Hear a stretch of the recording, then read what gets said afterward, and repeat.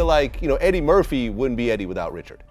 Well, I think a lot of them try to even look like Richard. Right. A lot of them cats, Steve Harvey and Tim Reed, they all try to look like Richard Pryor. Richard had no shame in this either, and he was actually very open about his bisexuality with friends. He had diaries that he wrote about it too. One of the great memories of my life, man, you took me, I had met him before, but you took me to Richard Pryor's house. Yeah. And that was like... In the glitzy realm of comedy, it's a common thing for up-and-coming comedians to idolize those who've already made it big. But let me spill the tea on Steve Harvey. Rumor has it that his admiration for Richard Pryor reached a whole new level. Whispers in the gossip mill suggest that Harvey's admiration might have crossed the line into romantic territory. So what exactly happened? You see, a lot of people started to talk about the more obvious similarities between Pryor and Harvey after an industry OG once mentioned that Harvey admired Pryor so much to the point of wanting to become like him. John Witherspoon said in an interview that Steve, among a couple of other comedians, did intentionally try to look like Pryor. He almost birthed them. Like, I feel like, Eddie Murphy wouldn't be Eddie without Richard. Well, I think a lot of them try to even look like Richard. Right. A lot of them cats, Steve Harvey and Tim Reed, they all try to look like Richard Pryor. You see, from the very beginning, it was so obvious that Steve Harvey had a soft spot for Richard Pryor and even wanted to be like him. That's right. Although both men are professionals in their fields and have always been, you could easily see just how close their jokes were to each other. This was seemingly so clear that if you heard them tell the same joke, you might have trouble guessing who told the joke. Here's what I mean. In an interview from several years ago, Richard Pryor spoke on the culture shock of white people realizing that black people converse in ways that seemed unorthodox to them. When they find out talk other than oh, they got scared to death. Like one day somebody said, talk. Well, I've been wanting to tell you something. I beg your pardon? Interestingly, not long after Pryor's interview gained more attention, Steve shared a joke that was quite similar, with a slight twist in the delivery. You know how many ways we got to say hello? It'll take up 5-6 pages. Yeah. Hey, now! What up? Hey, look here!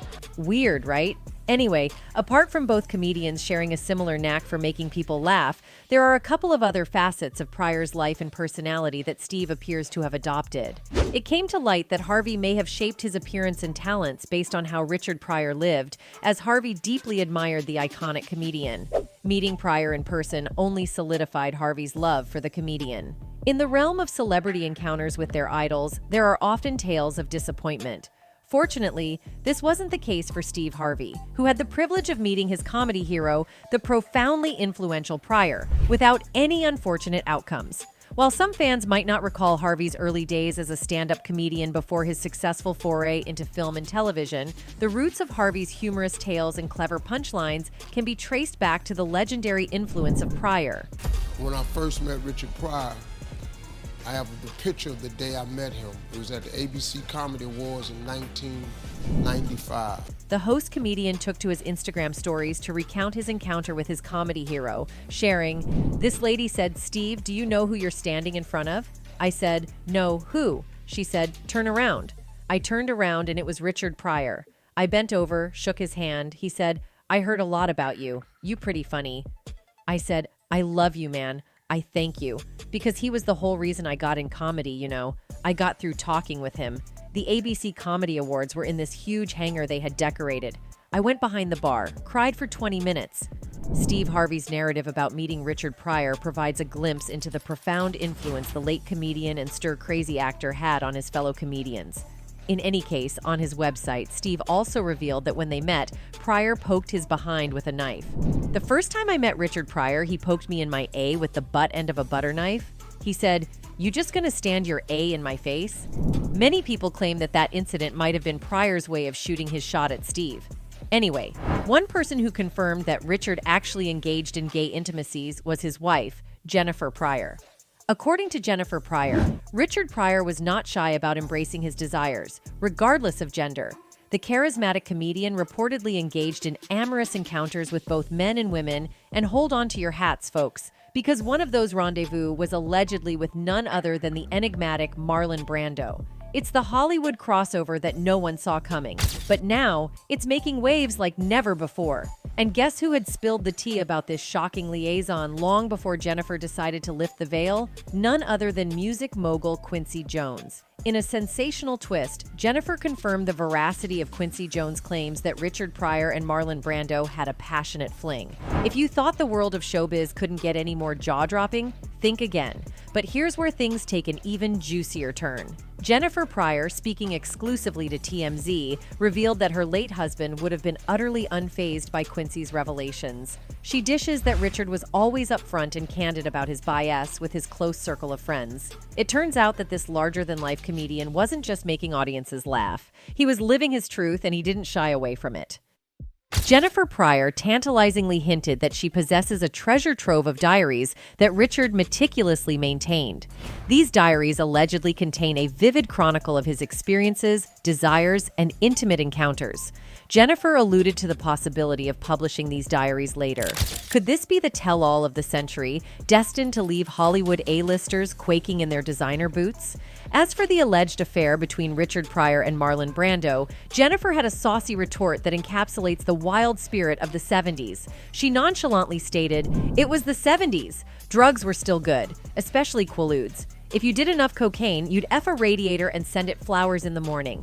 Her words paint a picture of a time when inhibitions were tossed aside, and the Hollywood scene was a playground of hedonistic indulgence. What's more, comedian Marlon Wayans responded to Jennifer's claims about Pryor's Marlon seemed to have his own take on the situation, and he didn't hesitate to share it. In the abrupt interview, TMZ pointed out that Pryor's widow had given her seal of approval to Quincy Jones' bombshell revelation about Brando's involvement with her late husband. But here's the kicker. Marlon was quick to suggest that Pryor, a man of discerning taste, had quite the eye for companionship. After all, according to Wayans, Pryor had been relatively forthright about his own experiences with BIS. They said it was like in the 70s when there was like drugs and quaaludes and people having a good Nah, it time. probably ain't no happening. He was just like, oh, this is a pretty bitch. Oh, and it's too late. He was in him. He was like, Marlon Brando. However, there have been contradictions to these claims. Days after Jennifer spilled the tea on Pryor's love life, Rain, the daughter of Pryor and his second wife, Shelley Bonus, denied the alleged affair, posting an impassioned post about her father on Facebook, slamming both Jones and Pryor's widow as bottom feeders. All you who touted faux news and preach about wanting blacks to be represented in a great light, and then posted Q's interview are irrelevant and full of your own BS, Rain wrote. Q was once a brilliant music producer who was losing his mind and decided to garner publicity for himself with a sensationalized interview. And because y'all think and equate fame and money with decency, you ate it up like thirsty dogs as he spewed out a lie about my father who's not here to defend himself. Then on top of it all, my dad's so-called widow validated it because she needs to keep legitimizing herself and tarnish our dad even after he's dead, Rain continued. Rain ended her note, letting her fans know that she wouldn't be putting up with hearing the news and would be quote-unquote getting my millions the correct way, with integrity. Y'all so thirsty and love them, but ever know the real source or full story, and you're gonna wonder how 45 became president. Wake up, she wrote. So read this. I don't need you as a fan or a friend. I don't need anyone in my life that thinks a sensationalized interview is relevant and incredibly well done, Rain added. People who lie or share information to raise themselves up are bottom feeders no matter how much money or influence they have. Wrong is still wrong. Brando's son also disputed claims that his father had an intimate relationship with Pryor. Brando's son, Miko, told TMZ that his family is disappointed after hearing the rumors.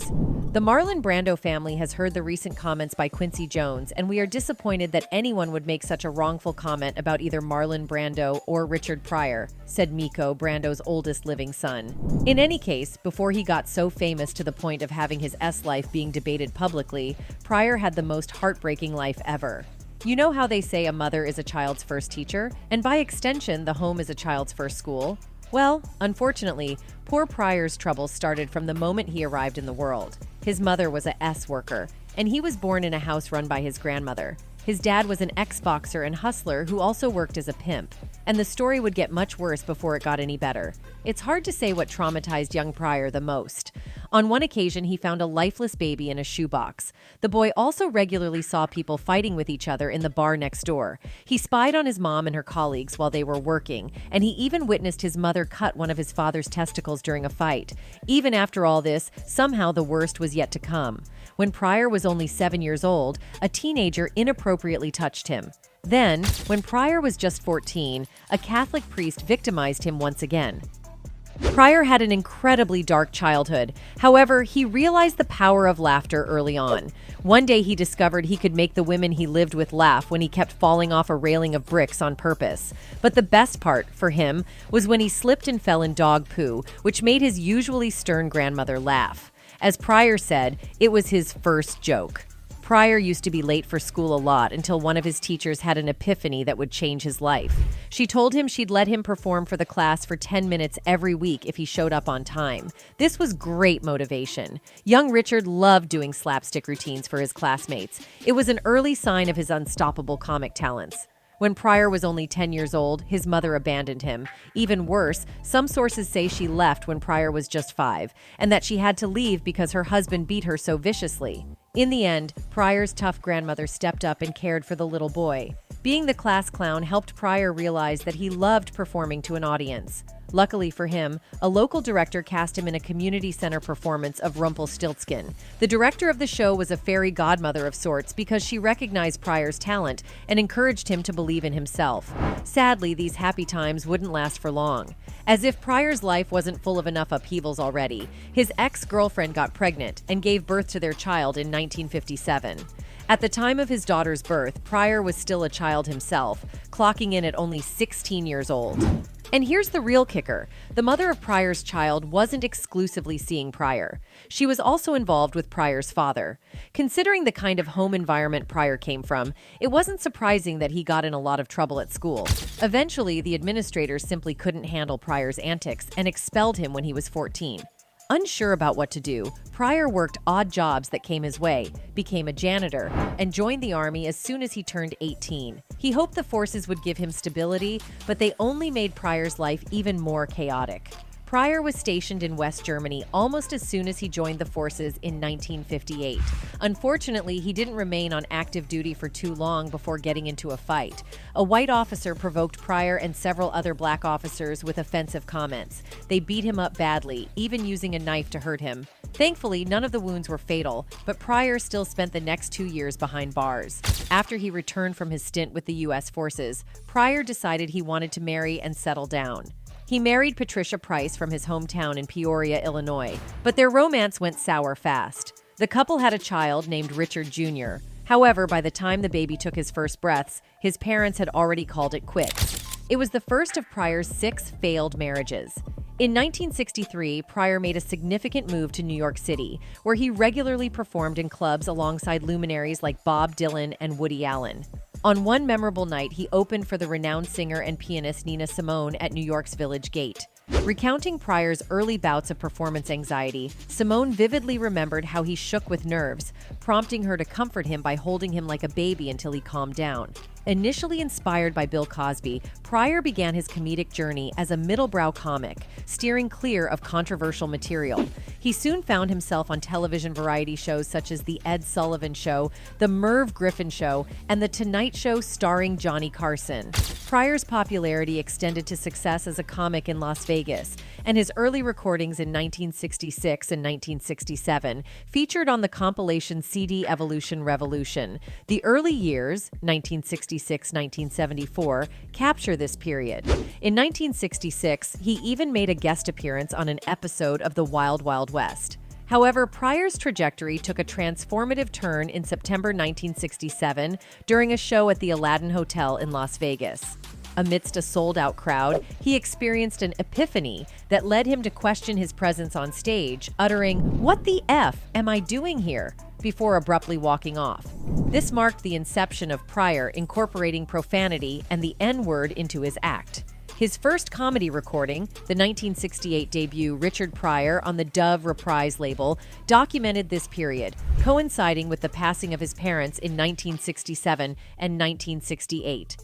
By 1969, Pryor had relocated to Berkeley, California, immersing himself in the counterculture and engaging with figures like Huey P. Newton and Ishmael Reed. Entering the 1970s, Pryor expanded his repertoire by writing for television shows such as Sanford and Son, The Flip Wilson Show, and a 1973 Lily Tomlin special, earning him an Emmy Award. He also ventured into mainstream television and appeared in several films, including Lady Sings the Blues, Silver Streak, and The Muppet Movie. Pryor signed with Laugh Records in 1970, recording his second album, Craps, After Hours, in 1971. His breakthrough came with the release of That Ends Crazy in 1974 on Stax Records, a critical and commercial success. The legal battle with Laugh Records temporarily closed Stax's doors, leading Pryor back to reprise Warner Bros. Records. His subsequent album, Is It Something I Said, released in 1975, and Bicentennial N continued to garner acclaim, winning Grammy Awards for Best Comedy Recording. In 1975, Pryor made history as the first black person to host Saturday Night Live. He also hosted his own variety show, The Richard Pryor Show, on NBC in 1977, which, despite being canceled after 4 episodes, showcased Pryor's bold and controversial material. In 1979, at the peak of his success, Pryor visited Kenya and, upon returning to the United States, made a personal vow never to use the N-word in his stand-up comedy routine again. Pryor's journey in stand-up comedy, from clubs to writing for TV shows, led to success on renowned shows like Ed Sullivan and Mike Douglas. However, his transformation during a Las Vegas gig in 1967 marked a pivotal moment. Frustrated with performing for predominantly white audiences, Pryor sought authenticity and delved into Berkeley's counterculture, influenced by the Black Panthers and anti-war movements. This personal and social transformation reshaped Pryor's comedy, allowing him to address critical issues such as police brutality, racism, slavery, and street culture. By tackling these subjects, Pryor facilitated collective introspection, promoting unity through shared laughter instead of division. Richard Pryor's decision to stick it to the man became a defining moment in his life, transforming him from a mere entertainer into a cultural commentator. This evolution not only shaped his own comedy, but also left an enduring impact on the comedic landscape, inspiring future generations of comedians to use humor as a vehicle for social commentary and unity. The turning point, often considered the shift from his clown persona to a more profound philosopher-crusader, coincided with his role in the movie The Toy, where Pryor portrayed himself as the plaything of a white child. This unconventional role drew criticism, but it marked Pryor's commitment to authenticity and defiance against societal expectations. Unfortunately, on the morning of December 10, 2005, 9 days after his 65th birthday, Pryor had a third heart attack at his house in Los Angeles. After his wife's failed attempts to resuscitate him, he was taken to a local West Side hospital, where he was pronounced dead. In any case, Pryor's impactful life echoes in the realm of comedy, leaving an enduring legacy that inspired numerous comedians, with one notable exception, Steve Harvey, who perpetually aspired to be the next Pryor, but fell short in capturing the essence of Pryor's genius. In any case, Pryor's influential life reverberates throughout the comedy world, creating a lasting legacy that has served as a wellspring of inspiration for countless comedians. Given this, it wouldn't be surprising if someone like Steve Harvey found himself harboring a bit of a crush on the iconic comedian. Anyway, that's it for this video, folks. Bye.